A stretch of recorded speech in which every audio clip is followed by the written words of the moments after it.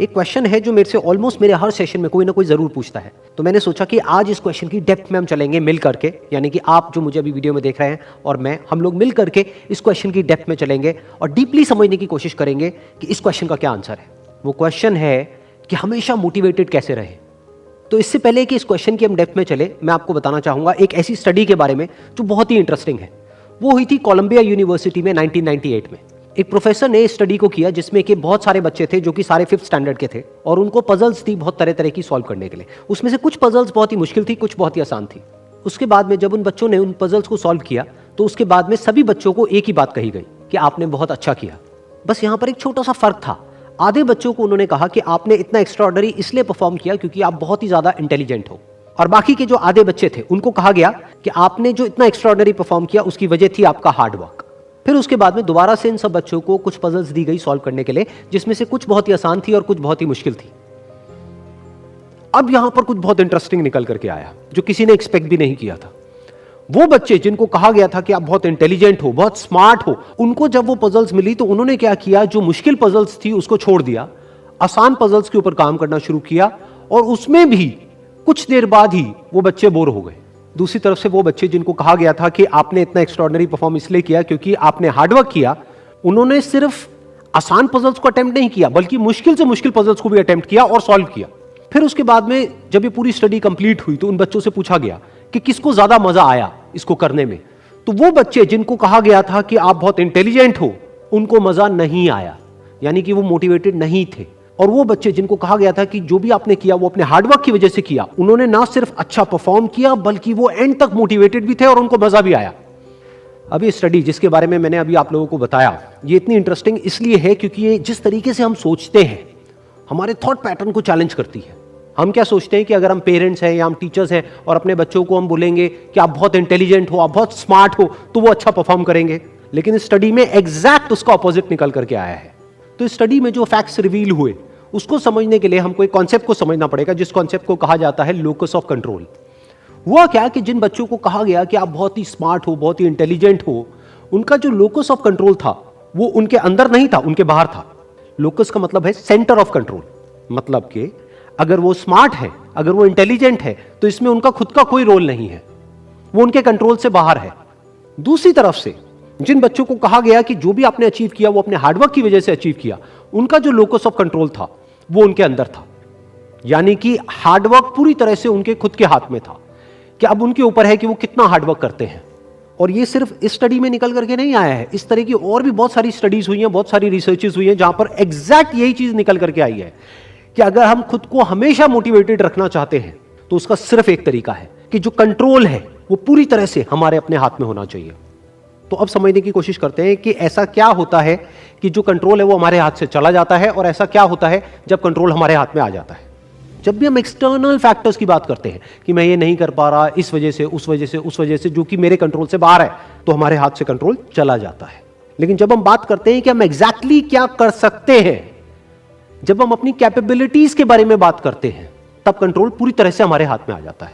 जब हमारा फोकस उन रीजंस पे नहीं होता है जिनकी वजह से हम वो नहीं कर सकते जो हम करना चाहते हैं, बल्कि उस जगह पर होता है कि जिस वजह से हम वो कर सकते हैं जो हम करना चाहते हैं, तब हम अंदर से मोटिवेटेड होते हैं। फॉर एग्जाम्पल, आप जिस भी फील्ड में हो, उस फील्ड में कुछ लोग हैं जो टॉप पे बैठे हैं। आपके पास में दो ऑप्शन है। एक, आप बोल सकते हो कि वो लोग, उनके अंदर कुछ स्पेशल है, उनके अंदर कुछ एक्स्ट्राऑर्डिनरी है, उनके अंदर कोई ऐसा टैलेंट है जो आपके अंदर नहीं है, या फिर उनकी किस्मत है जिसकी वजह से वो वहां पर बैठे हैं, या फिर उनके पास में कुछ था, किसी का सपोर्ट था जिस वजह से वो वहां पर है। अगर इसमें से ऐसा आपने कुछ भी बोला तो आप फंस गए। अब आप मोटिवेटेड नहीं रह सकते उस काम को करने के लिए जो आप काम कर रहे हो, क्योंकि अब कंट्रोल आपके हाथ से बाहर है। क्योंकि अब अगर आपके पास में वो है ही नहीं जो उनके पास में है, तो अब आप वो कैसे बन सकते हो जो कि वो बन चुके हैं। लेकिन अगर आप ये बोलते हो कि जिस भी फील्ड में आप हो, उस फील्ड में जो भी टॉप पे बैठे हैं वो वहां पर है अपने हार्डवर्क की वजह से, अपने स्मार्ट वर्क की वजह से, या जो कुछ भी उन्होंने किया, जो कुछ भी उन्होंने सीखा उसकी वजह से, तो अगर वो कर सकते हैं तो मैं भी कर सकता हूं। उन्होंने भी मेरी ही तरह एक ना एक दिन कहीं ना कहीं से शुरुआत करी थी, जहां से कि आज मैं शुरुआत कर रहा हूं। तो मुझ में और उनमें अगर कोई फर्क है तो वो सिर्फ एक है, वो है टाइम का, कि आने वाले 10 साल बाद या 20 साल बाद मैं भी उन्हीं की जगह पर हो सकता हूं या उनसे भी आगे हो सकता हूं जहां पर आज वो है। तो अब कंट्रोल पूरी तरह से आपके हाथ में है। तो हमारे पास में हमेशा ये दो ऑप्शंस होते हैं, एक कि हम कंट्रोल को अपने हाथ से छोड़ दें, और दूसरा कि कंट्रोल हम पूरी तरीके से अपने हाथ में ले लें। एक के कंट्रोल हमारा बाहर हो, एक है कंट्रोल हमारा अंदर हो। तो इस बात को हमेशा याद रखना कि आपका कंट्रोल कहीं बाहर नहीं होना चाहिए, आपके अपने ही अंदर होना चाहिए। It's very simple. अभी हमारे अंदर नेगेटिव इन्फॉर्मेशन बहुत ज़्यादा है, तो अगर नेगेटिव इन्फॉर्मेशन ज़्यादा होगी तो नेगेटिव एक्शन ज़्यादा होंगे। अगर पॉजिटिव एनर्जी ज़्यादा होगी तो पॉजिटिव एक्शंस होंगे। तो जितना हो सके अपने माइंड में बैलेंस को क्रिएट करने की कोशिश करो, क्योंकि नेगेटिविटी को आप लोग पूरी तरह से तो अवॉइड कर नहीं सकते। अब घर वालों का क्या करोगे, उनको चूहे मारने की दवाई तो खिलाओगे नहीं, क्योंकि नेगेटिव एनर्जीज कई बार घर में घुसी पड़ी होती हैं, इधर उधर कोने में, यहाँ पे वहाँ पे। हाँ, चूहों को तो आप बाहर निकाल सकते हो, उनको मार सकते हो। घर वालों का क्या करोगे अगर कोई आपके घर में ही बैठे हैं तो, नेगेटिव लोग, या आसपास में ही बैठे हैं तो। जो हंस रहे हैं मैं समझ सकता हूँ उनके ऊपर क्या बीत रही है। तो जितना आप इसको बैलेंस करोगे उतना अच्छा है। बट धीरे धीरे आपको क्या करना है कि नेगेटिव पॉजिटिव दोनों से बाहर निकल करके रियलिटी को एज इट इज देखते चले जाना है। वो परमानेंट सोल्यूशन है। नहीं तो हम क्या करेंगे, नेगेटिव एनर्जीज आती है हमारे अंदर तो हमको बड़ा बुरा लग रहा होता है, फिर हम पॉजिटिव एनर्जीज को अपने अंदर घुसा देते हैं, बड़ा अच्छा लग रहा होता है, लेकिन वो कुछ देर के लिए रहता है ना। ये क्वेश्चन बड़ा कॉमन है, मेरे से सब पूछते हैं कि सर जब देख रहे होते हैं तब तो हम फंटूश बन जाते हैं, तब तो हम सुपरमैन सुपर वुमेन सब बन जाते हैं, उसके बाद में अपनी असली औकात पता लगती है कि अब क्या करें भाई साहब। चाहे नहीं भी समझ आ रहा, आप देख रहे हो अच्छा है, कुछ पॉजिटिव जा रहा है अंदर, अच्छा है, दैट इज बेटर देन कि सिर्फ नेगेटिव जाए, क्योंकि वो तो हमको बिल्कुल ही नीचे गिरा देगा, वो तो हमको डिप्रेस कर देगा कि क्या लाइफ है, जिंदगी में कुछ पड़ा ही नहीं है, सब बेकार है, सब तरफ से प्रेशर, सब तरफ से ये, सब तरफ से वो, तो आदमी फंसता ही चला जाता है। तो पॉजिटिव से एटलीस्ट एक उम्मीद आती है हमारे अंदर से कि हमको बाहर निकलना है। उस एनर्जी को आप यूज करो आगे बढ़ने के लिए, लेकिन ये याद रखना कि ये भी परमानेंट सोल्यूशन नहीं है, क्योंकि हमारे आसपास में नेगेटिविटी कभी भी खत्म नहीं होने वाली है। आप चाहे कहीं भी चले जाओ, किसी भी लेवल पे चले जाओ, तो वहां पे प्रॉब्लम्स रहेंगी। तो डाउन द लाइन आपको क्या करना है, नेगेटिव पॉजिटिव दोनों से ऊपर उठ जाना है। फिर आपको ना नेगेटिव से फर्क पड़े ना पॉजिटिव से फर्क पड़े, आपको ये समझ आए कि दोनों ही इंफॉर्मेशन है। This just a piece of information, we are putting a label on it कि it is negative, it is positive. उस इंफॉर्मेशन को हमको कैसे यूज करना है वो हमारे हाथ में है। इसको मैं एक एग्जांपल दे देता हूं जिससे बिल्कुल क्लियर हो जाएगा। फॉर एग्जांपल, आप एक कॉम्पिटेटिव एग्जाम क्रैक कर रहे हो, उसकी तैयारी कर रहे हो, तो नेगेटिविटी आप किसको कह रहे हो कि कोई आया और आकर के आपको उसने बोला कि तेरे बस का नहीं है, नहीं कर पाएगा, क्यों कर रहा है, ठीक है, तो आप इसको क्या कहोगे, ये नेगेटिव है। कोई आकर के आपको बोलते हो नहीं नहीं तू कर सकता है, नेवर गिव अप, ये वो व्हाटएवर, तो आप कहोगे ये पॉजिटिव है।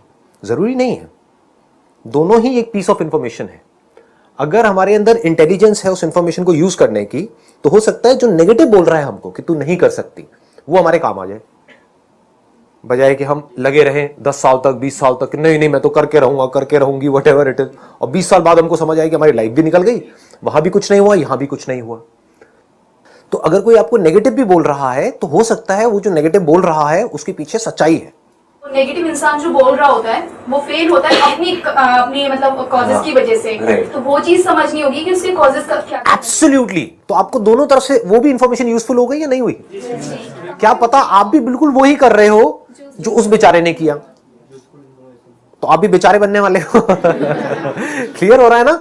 बट अगर उससे आपने ये इंफॉर्मेशन ले ली, किसी तरह से निकाल ली, हो सकता है वो दे ना रहा हो इंफॉर्मेशन, लोग नहीं कई बार, हाँ, तो वो कुरेद कुरेद के निकालनी होती है इंफॉर्मेशन, वो फेल कैसे हुआ पता लग जाएगा वो फेल कैसे हुआ, उसने क्या किया क्या नहीं। उसके साथ भी टाइम स्पेंड करो, जिसको आप नेगेटिव समझ रहे हो उसके साथ भी टाइम स्पेंड करो, समझो उस बेचारे ने क्या किया, आराम से बैठ करके समझो, उससे आराम से पूछो, उससे बोलो कि मुझे कुछ सीखना है आपसे, मुझे समझना है कि मैं करूं या ना करूं। वो बार बार बोल रहा होगा मत करो, तो इस मत करो को आप हटा सकते हो। आप उससे पूछो कि भाई क्यों मत करो, तो द मोमेंट यू से कि क्यों मत करो, अब उसको कुछ ना कुछ तो बोलना पड़ेगा ना। हाँ, या कोई आकर के आपको कह रहा है कि करो, तो उससे पूछो कि क्यों करूं, इसमें ऐसा क्या होगा, क्या होता है, कैसे होता है, तो फिर इंटरेस्टिंग एक कॉन्वर्सेशन शुरू हो जाएगी। तो आपको दोनों तरफ से हेल्प मिलेगी। मतलब रियलिटी को जानना है, हाँ, रियलिटी को समझना है, उसके अकॉर्डिंग एक्ट करना है। अगर सिंपल वे में बोलूं, आप ये जो भी पूछ रहे हो कि भाई नेगेटिव इंफॉर्मेशन बहुत ज्यादा है तो हम पॉजिटिव कैसे रहे, आपका मोटिव क्या है लाइफ में, पॉजिटिव रहने का, या जो भी आप कर रहे हो उसमें आपको जल्दी से जल्दी सक्सेस मिले, right. That is more important कि एक एंट्रेंस एग्जामिनेशन के लिए आप तैयारी कर रहे हो और मैं आपको बहुत पॉजिटिव कर दूं, या आप खुद ही अपने आप को बहुत पॉजिटिव कर दो, लेकिन वो कभी आपका क्रैक ही ना हो, वो बेटर है, या चाहे आप पॉजिटिव रहो नेगेटिव रहो, लेकिन वो एंट्रेंस फटाफट से क्रैक हो जाए, ताकि आप एक स्टेप और आगे बढ़ो, ताकि आपको सक्सेस मिले, राइट। तो सक्सेस कैसे मिलती है पहले इससे समझ लो अच्छे तरीके से। पॉजिटिविटी से सक्सेस नहीं मिलती है, इस इल्यूजन से बाहर आ जाओ। नेगेटिविटी से भी नहीं मिलती है, कहीं ये नहीं कि इसका मतलब हम कहें कि हमको नेगेटिव हो जाना है तो हमको सक्सेस मिल जाएगी, ना नेगेटिव से ना पॉजिटिव से ना हार्ड वर्क से, इसको अच्छे से समझ लेना जो चीज मैं बोल रहा हूं। दुनिया में बहुत लोग हैं, बहुत हार्डवर्क कर रहे हैं। जितना आप करने वाले हो जिस भी कॉम्पिटिटिव एग्जाम में, आपसे ज्यादा करने वाले बहुत बैठे हैं। तो सक्सेस कैसे मिलती है किसी भी फील्ड में? अगर आपको जेन्युइनली सक्सेस चाहिए तो you need to understand the strategy of successful people. जिस भी फील्ड में आप जा रहे हो, अगर आप ये समझ जाओ कि उसमें सक्सेसफुल होने की बेस्ट पॉसिबल स्ट्रैटेजी क्या है, उस स्ट्रैटेजी को अगर आप समझ लो और उसके हिसाब से एक्ट कर लो, तो हर काम आसान है।